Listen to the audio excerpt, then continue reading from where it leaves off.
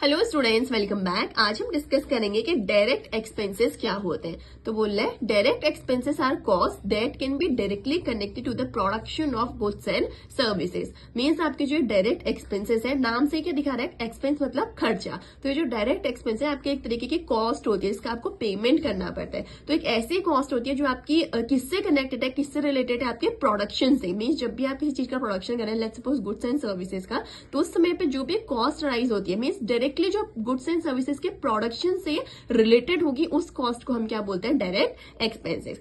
Next point क्या बोले, these expenses are incurred during manufacturing, production और the execution of a specific job और project. तो वही चीज को इलाबोरेट किया गया है। बोल रहे हैं जैसे आप किसी चीज की मैन्युफैक्चरिंग करते हैं या किसी चीज का प्रोडक्शन कर रहे हैं या फिर आप किसी पर्टिकुलर प्रोजेक्ट का एग्जीक्यूशन कर रहे हैं, तो इस मैन्युफैक्चरिंग, इस प्रोडक्शन में या फिर इस प्रोजेक्ट के एग्जीक्यूशन में जो डायरेक्ट कॉस्ट आएगी, मीन्स जो इस मैन्युफैक्चरिंग से डायरेक्टली रिलेटेड खर्चे होंगे, उन खर्चों को क्या बोला जाता है, आपका डायरेक्ट एक्सपेंसेस। क्लियर है सबको? मैन्युफैक्चरिंग, प्रोडक्शन या फिर किसी भी प्रोजेक्ट के एग्जीक्यूशन के टाइम पे ये एक्सपेंसेस आपके अराइज हो सकते हैं।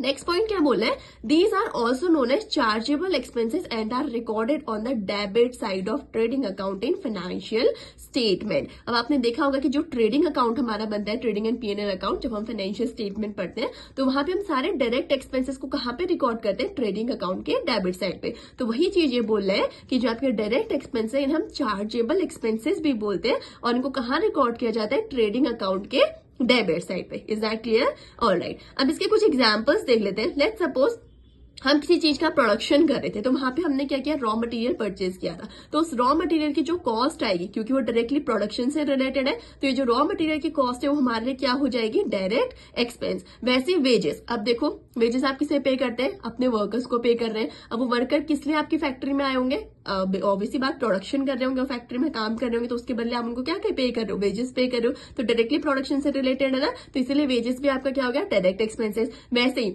जिस फैक्ट्री में आपका प्रोडक्शन चल रहा है, उस फैक्ट्री को अगर आपने रेंट पे लिया तो आप फैक्ट्री का क्या कर रहे, रेंट पे कर रहे। अब क्योंकि प्रोडक्शन से डायरेक्टली रिलेटेड है, तो ये क्या हो गया, अगेन आपका डायरेक्ट एक्सपेंसेस। तो आई होप आपको क्लियर हो गया होगा कि डायरेक्ट एक्सपेंसेस क्या होते हैं। यहाँ पे मैंने आपको इसके कुछ एग्जाम्पल्स भी एक्सप्लेन किए।